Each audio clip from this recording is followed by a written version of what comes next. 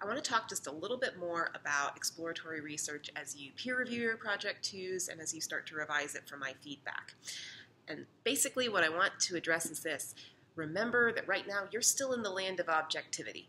You are not yet making your arguments. Save that for your project 4 and a little bit for your project 3. More on that next week. But right now for project 2, remember, you're still just giving us the lay of the land. You're just giving us the territory. We don't need to know what your argument is just yet. In fact, I shouldn't necessarily get a sense from your project 2 exactly which direction you're going to go.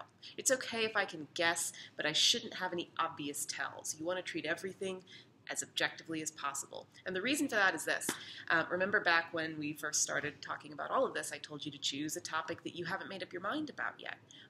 We want to watch for bias. You want to be watching for bias when you read something, but you certainly want to be watching for bias when you evaluate your own writing, because your audience certainly will be watching for bias.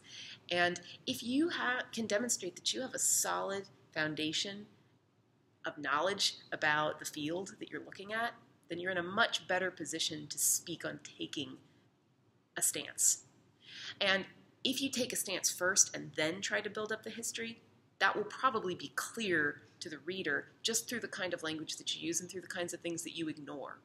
So, as you're reviewing one another and as you're revising your work, watch out for moments when you maybe are dismissing positions that you don't agree with. Watch out for moments when you didn't delve into a question that's very important in the field because it's not necessarily part of what you know you'll argue. Watch out for that. Try to show me that you know everything already, you've taken everything in, and then you've objectively as possible. We've talked a bit about how it's not fully possible to be objective, but as objectively as possible, you have taken the best possible stance. Show that to the reader. All right. And in addition, remember, you'll hear this again and again, one of the best ways is to avoid the first and second person, avoid any kind of dismissive language, use as specific language as possible with each choice that you make. Okay. I'll be looking forward to seeing what you guys write and to seeing how you work through peer review.